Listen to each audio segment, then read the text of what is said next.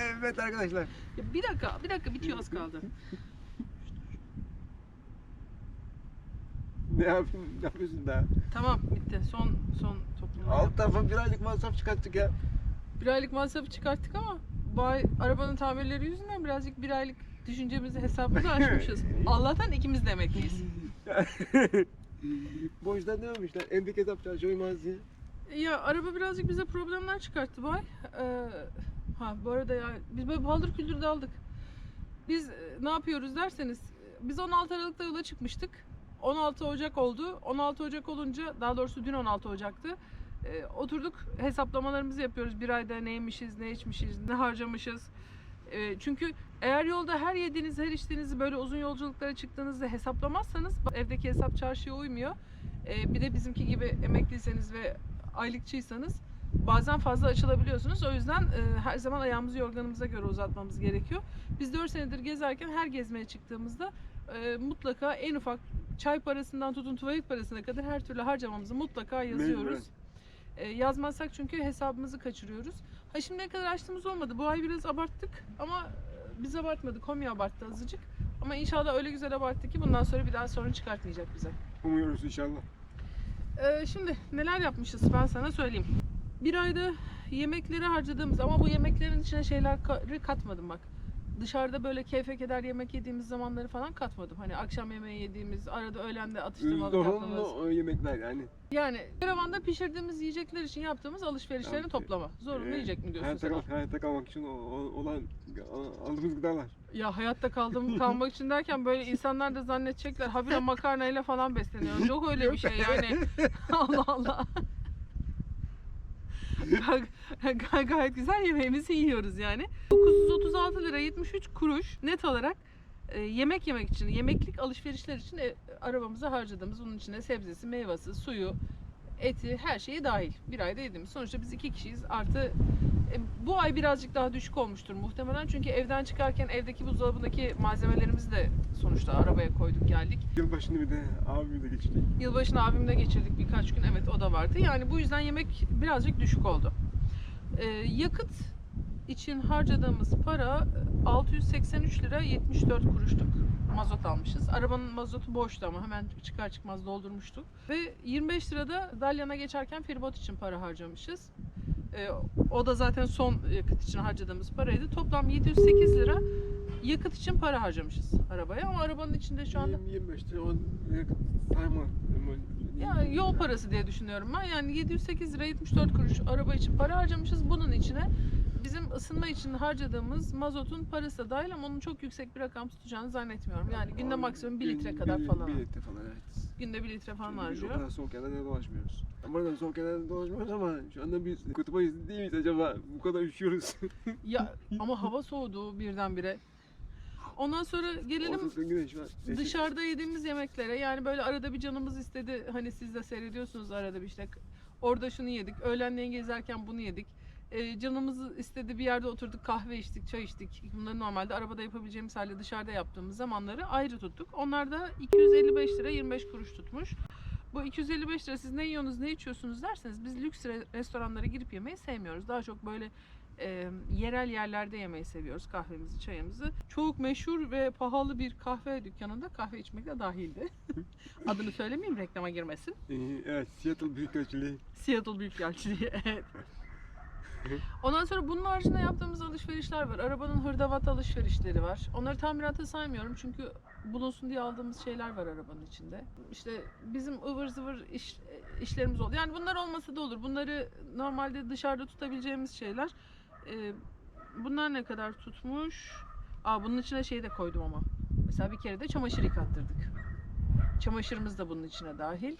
2 gece kampta kaldık. Kampta kalmamız gerekmiyordu aslında ama kampta kaldık. Kamp paramız da bunun içine dahil olmak üzere 656 lira 75 kuruş da ıvır zıvır masraflara, 25 lirası çamaşır hariç, olmasa da olur masraflara harcanmış paralar. Ve gelelim Sumra'nın zırt dediği noktaya. Ne? Tamirat var mı? Tamiratlar. 250 lira sökede para verdik. Bunun içine bizim eşanjörümüzün takılması, Eşanjör parası dahil değil. Eşanjörümüzün takılması artı o arada yapılan ufak tefek bakım giderleri dahil 250 lira sökeye para vermişiz. Radyatörümüz değişti. Termostatımız değişti. Bir de orada bir şey tamirat yaptılar. Termostatın bilmem ne soğutucusunda. Yani, Bir bilmiyorum şey yani. bir yerde bir tamir, yani o bozulmuş, arızalıymış, onu da tamir ettiler. 90 lirada onu aldılar. Toplam termostatın değişmesi, radyatörün değişmesi artı o soğutucunun 90 liralık tamiriyle 1490 lira Marmaris'teki tamirciye verdik. Sonra içeride mobilyalarımızın tadilatı yapıldı. Mobilyalarımızın tadilatında sağ olsun Nezih Bey ve Fatih kardeşimiz bizden hiçbir şekilde para talep etmediler ve almamak konusunda çok ısrarlıydılar. Biz hiç olmazsa malzemelerin parasını verelim dedik. Onu kabul ettiler. 400 lira orada bir malzeme parası verdik. Çünkü Neredeyse üstüne para. neredeyse üstüne para vereceklerdi bize. Yani sağ olsunlar ve çok güzel yaptılar. Yağ gibi kayıyor şu anda yataklarımız. Çok güzel oldu. O gün akşam Muğla'da servis fix'e sadece öylesine gittik. Bir kontrolden geçirdiler. Altta bir boru gevşemesi olmuş. Oradan su akıtmış. Onu hallettiler. Ya soğutucusunun contası sıkıntılıymış, onu değiştirdiler. O gün para almadılar bizden hiçbir şekilde. Onlar da sağ olsunlar. Servis fix ilk gittiğimizde gerçekten hiçbir şekilde para almadı bizden. Ama sonra biz ikinciye bir daha gittik oraya. Size yayınlamadık. Çünkü önce bunu doldurunca önce bunu koyalım dedik. Gene hararet yaptı araba ve su akıtıyordu. Suyun nereden akıttığına baktık. Neydi? Meğerse taşma haznesi Delinmiş. delinmiş. Taşma haznesi Delinmiş veya ne bileyim. Taşma haznesinin delinmesinden kaynaklı alt tarafa böyle şakır şakır sular akmış. O sular gitmiş, fan motorunun beyninin içine dolmuş. Fan motorunun beyni arıza yapmış. Hepsi birden üst üste birbirini tetiklemişler. Şunu da söylemek gerekirse ben galiba şu mağazayım. Daha böyle eşanjör değiştirirken o fan motorunu görmüştüm. Buraya niye koymuşlar ki? Bu su alır, yukarıdan su akar. Buzdur bu demiştim. Ne oldu yani? Evet, bence senin şomazlığından dolayı kaybettik biz o işi. Neyse, o fan motoru tamir edildi, kurutuldu, tamiratı yapıldı. Taşma kabımız değiştirildi. Biz bir gün daha kaldık servis fix'in önünde ve 600 lira da oraya verdik. Onlar da gene minimum neredeyse maliyet parası ve fan motorunu başkasına tamirat yaptırdıkları için onun parasını aldılar. Evet, Elektrikçiye gitti. Sadece onun parasını aldılar. Onlar da bize çok destek oldular bu konuda sağ olsunlar. 600 lira da oraya verdik. Sonra hiç işimiz yokmuş gibi, bir problemimiz yokmuş gibi yolda gelirken benim oturduğum koltuğun sağ tarafındaki 2 tane kaynak kırıldı. Çok tehlikeli bir durum. Zar zor Marmaris'te bir ustaya gittik. Çünkü o öbür 2 kaynakta atsaydı yolda ani bir frende şunu da burada. Marmaris'in girişinde. 3 yol. Marmaris Marmaris yol ayrımında. Yol ayrımının orada tam köşede bir usta vardı sağ olsun. O usta söktü, ciddi bir şekilde tamir etti. Bizim ta ilk karavanımızı yapıp o koltuğa oturtan ustanın hatası olduğunu söyledi. Tek taraflı kaynak yapmış, çift taraflı yapılması lazımdı. O yüzden kırılmış dedi. O çift taraflı yaptı. Umarım dediği doğrudur ve bir daha kırılmaz. 150 lira da ona verdik ve bir asgari ücretten daha fazla bir parayı bu ay HOMİ bizden yedi. 2890 lira HOMİ'ye para harcamışız. Yani toplam bizim harcamamız tahmin et bakalım ne olmuştur? 4000'e geçmiştir. 4000'i mi geçmiştir? Yani. 5447 lira 47 kuruş. İyiymiş. Kesinlikle. Allah'tan kredi kartları var. Allah'tan. Bir dakika. Onları çıkartırsam bu fiyattan. 2600 lira falan yapıyor. Tam da onları çıkartırken diğer keyfimizle harcadığımız şeyleri de çıkartırsam. Yani zorunlu olarak... Şöyle yapalım. Ben şuradan bir hesap makinesini açayım. Tamam, şimdi şöyle yapalım o zaman. 936 lira 73 kuruş normal mutfak alışverişimiz artı 708 lira 74 kuruş bizim yakıt için harcadığımız para. 255 lira 25 kuruş da dışarıda ekstra yemekler için harcadığımız para. Aslında 1900 lira tuttu. Abi şeylerimiz var, onları koymadık. Ne? Telefon faturalarımız var bir de. Ama telefon faturalar biz karavanda olsak da olmasak da geliyor. Sadece karavana ait Ama karavanda yaşarken- bir tane masrafımız var. O da yine aldığımız Redbox. 130 lira. 130 Şöyle yazalım o zaman. Lira. Telefonlara ne kadar veriyoruz ikisini toplam? Seninkisine 65 lira, bana 45 lira, toplam 110 lira. 110 lira da ona veriyoruz. Yani toplam 240 lirada bir internet artı telefon masrafımız var. Evet, dediğine geldi işte yani 2200-2300 lira civarında bir paraya geldi. Demiştim ısrarcıyım diye. Evet, ısrarcıyım demişti. Yani eğer bir karavanınız varsa Asgari ücretle karavanda çok rahatlıkla yaşayabilirsiniz anlayacağınız. Ve normal hani evde yaşadığınız gibi yaşarsınız ama tabii 2 kişiseniz. Çocuk masrafı, okul masrafı, kıyafet vesaire falan bunun içinde hiçbirisi yok. İyi bir maaş alıp tek kişi emekliysen ya da işte ortalama bir maaş alıp 2 kişi emekliysen karavanın da varsa çok rahatlıkla böyle bir hayatı yaşayabilirsin. Çünkü gerçekten elektrik faturası ödemiyorsun, su faturası ödemiyorsun. Hani doğalgaz ısınma için harcadığın para evde nereden baksan 300-400 lira, hatta biraz daha büyük evler için 600-700 lirayı bulurken karavanda bu karavanın ısıtmasına harcadığın para aylık 100-150 lirayı geçmez bile, ki bizimki gibi küçük olunca daha küçük de biz biraz daha büyük karavan olduğunu varsayalım. Yani biz bunları söylüyoruz da şimdi ben eleştirileri duyar gibiyim. Böyle bir karavanı almak için asgari ücret yeterli olmaz ki. Onları nasıl yapacaklar? Bizim yaptığımızı yapacaklar. Biz ne yaptık? 4 sene önce kredi aldık 48 aylık ve biz bu karavanı yaptık. Hala borcunu ödüyoruz. Mart'ta bitecek. Yani Nisan ayı artık temiz ayımız olacak. Mart ayında bitmiş olacak Bakalım borcumuz. Nisan ayında neler çıkacak bakalım. Ya o ayrı tabii de. Ne kadar ödüyoruz? Ayda 1500 lira bu arabanın kredisini ödüyoruz biz 4 senedir. Yani 2 emekli olunca bunu kaldırabiliyorsunuz. Sorun olmuyor. Sonuçta ev almışsınız, ha bunu almışsınız. Çoğunuzun kiradadır evi. Kiradan ya bu şey gibi oldu. İlle de karavana çıkın der gibi oldu ama insanlara. Ya. Aslında söylemeye çalıştığımız şu. Genelde bizi karavanda gezerken gören insanlar şey diyorlar. Çok mu zenginsiniz siz de karavanda geziyorsunuz? Of, sinek be. Yok. Bu soğukta ne hiçbir şey bu ya. Sinek mi geldi? Sinek var böyle ısırıyor. Sen de bu soğukta niye kısa paçalı çorap giyiyorsun ki? Kısa paça olunca. Ya neyse, herkes bize diyor ki siz çok mu zenginsiniz de karavanda geziyorsunuz? Karavanla gezmek hiç kolay bir şey değil. Arkadaşlar 450 liraya mı doluyor bizim depomuz artık? Bizim depomuz 82 litre alıyor. 82 litre çarpı 6 lira ortalama. 500 lira diyelim. Evet. Yani depomuz 500 liraya doluyor. 500 liraya dolan depomuzda biz yaklaşık 900 kilometre kadar falan yol gidebiliyoruz. Eskiden 1000 gidiyorduk. Şimdi 900'e düştü birazcık. İşte ağırlığımız arttı arabanın Evet, içinde. ağırlığımız arttı. Evet. Aküler vesaireler falan olunca bir 100 kilometre düştü. Bu ayki yakıt masraflarının çok olmasının sebebi ameliyatlardaki testlerden dolayı da şeyler oldu. Tabii. Yani harareti arttırsınlar diye testlerde 1 saat, 1,5 saat Evet. araba çalıştırdıkları oldu resmen. Evet. 2-3 kere. En aşağı 10 litre orada gitti. Normalde dediğim gibi bir depo mazotla biz 900 kilometre yol yapıyoruz. Yani eğer bir hafta bir tatiliniz varsa bunu yapmanız normal olabilir. Ama bizim yaşantımız gibi yaşıyorsanız, gittiğiniz yerde işte 3 gün, 4 gün, 5 gün kalıyorsanız, ondan sonra bir 40-50 kilometre gidip biraz daha kalıyorsanız, bir depo mazotu bir ayda bitirmeniz mümkün bile değil. Ama hadi bitirdiğinizi varsayalım. Yani 500 lira mazota para vermiş oluyorsunuz. Gittiğiniz köylerin pazarlarından alışveriş yapıyorsunuz. Hem çok taze alışverişler yapıyorsunuz, hem çok daha uygun fiyatlara alışverişler yapabiliyorsunuz. Şöyle söyleyeyim, ben İzmir'de ekşi maya ekmeği ya da kara kılçık ekmeği aldığım zaman bizim fırından aldığımız ekmekler ekşi mayayı 12 liraya, kara kılçığı 16 liraya alıyordum. Burada şu anda Dalyan'dayız ki Dalyan turistik bir bölge. Buradaki fırınlar, dükkanlar pahalı olmasına rağmen 5 lira kocaman bir ekmek. Biz bitiremedik. Son 2 dilimi küflenmiş.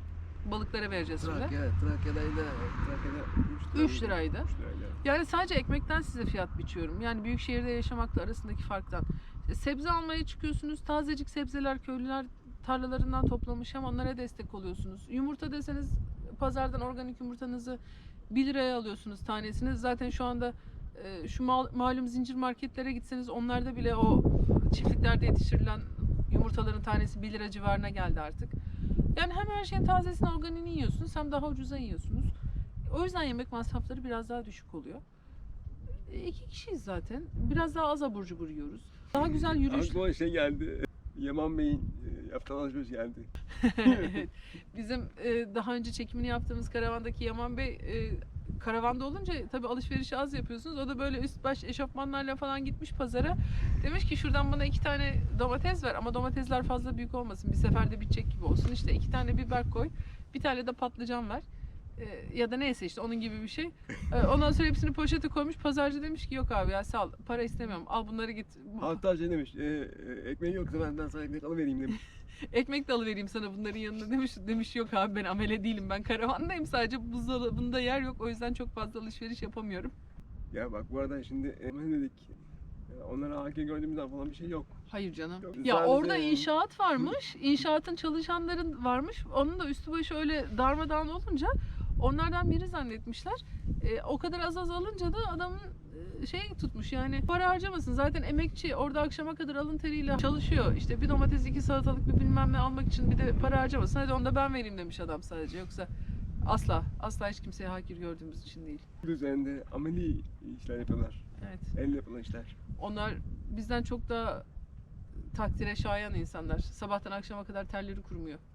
Yani Evet. küçük küçük alıyorsunuz. Sonra Covid döneminde çok daha rahatsınız. Yani şurada şu anda biz dışarıda oturduk.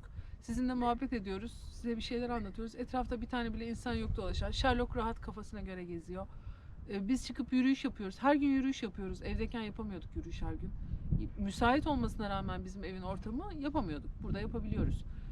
Çünkü Covid dolayısıyla bir sürü insana rastlama şansınız var. Uzun lafın kısa. Uzun lafın kısası. 2200, 2300, hadi biraz daha fazla dışarıda yemek yerseniz 2500 liraya yakıt dahil, yiyecek içecek her şey dahil, telefon faturanız dahil, karavanda hayat geçiyor aylık. Eğer birazcık sıkıştırırsanız, eğer biraz daha sıkarsanız, işte bizim gibi bir biz YouTube kanalı aldığımız için 130 liraya bir Redbox'ımız var, onu kullanıyoruz. Onu almak zorunda değilsiniz, telefonla idare edebilirsiniz. Biz internetten televizyon seyrediyoruz, normal televizyon seyredebilirsiniz. Dışarıda hiç yemek yemeyebilirsiniz. Çok aşırı yol yapmayıp daha kısıtlı yol yapabilirsiniz. Demek oluyor ki 1600-1700 liraya bile karavan hayatı aslında yaşanır aylık. Çok rahat yaşanır yani. Bir abimiz vardı, hatırlıyor musun? Ali Haydar abi. Ha evet. Biz onu hep anıyoruz sağ olsun. Buradan olsun. selam olsun ona da. O bize demişti, bir emekli maaşım var ve tek faturam var, telefon faturam. Her emekli maaşımdan bir depo mazot parasını ayırıp geri kalanını günlere bölüyorum, ona göre yaşıyorum. Mazot harcamazsam bir dahaki aya ekstra param kalıyor. Evet. Bir depo mazot harcamazsam. Ali Haydar abiye selam olsun, evet. Selam olsun. Bize karavancılığın konusunda gerçekten 10 gün geçirdik biz onunla birlikte. Çok şey öğrendik. Bizim azıcık vites küçültmemize sebep oldu. Biz o zamanlar her gün yol yapıyorduk. O bize dedi ki niye yol yapıyorsunuz? Biraz yavaşlayın. Karavancılık yavaşlamaktır. Gittiğiniz yerlerde insanları tanıyın. Kahvesine girin, çarşısında alışveriş edin. Bir yürüyün, bir dolaşın evlerin arasında. Oranın halkından biri olun. Sonra başka bir kente geçin. Ondan gerçekten çok şey öğrendik. Uygulayabiliyor muyuz? Hepsini değil ama aklımızdan hiç çıkmıyor. En azından doğada hafta kendi başımıza vakit geçiremiyoruz. Elimizde bir tane sadece çakola oldu halde. Ya evet, o öyle demişti bize değil mi? Eline bir tane çakı alıp bazen doğaya çıkıp bir hafta hiçbir şey olmadan başka gece doğanın içinde uyuyup orada yiyip orada içip orada yaşayıp dönüyorum geri bazen diyordu. O bizi aşar. Çok aşar. Bence kampçıları bile aşar. Evet arkadaşlar, bu kadar. Ha bu arada tabii karavan hayatının ayrı bir keyfi. İşte bu. Kapının önünde güneşe karşı bir yandan güneşlenip bir yandan kocaman geniş bahçemizin içinde Ya. karşımızda kral mezarları oturabiliyoruz. Bu arada izleyicilerin gözünden kaçmaz. Güneş var ama bu eşekten donduran güneşi. Bere kafamda, üstümde montla oturuyorum yani. Güneşleniyoruz evet ama bu arada beni de sinek ısırdı. Çünkü paçam yukarı sıyrılmış. O olsun sana. Selam Sherlock, sen de mi karaya girmek istiyorsun? Hoş geldin. Gezdin geldin dolaştın mı? Ha, şimdi sevgi saati geldi. Arkadaşlar hep söylüyoruz, gene söylüyoruz. Bizi seyrediyorsunuz, çok teşekkür ederiz ama seyredenlerin %72'si bize abone değil. Niye abone olmuyorsunuz? Ne olur abone olsanıza. Bir de beğen tuşuna gitsin eliniz. Eğer beğen tuşuna basarsanız, abone olmasanız bile bizi Google'da aramalarda daha yukarıya taşıyabiliyorsunuz. Senin saatinden biraz görüntülerle kapatalım. Bunu ısırabilir miyim? Oyundan giden olarak.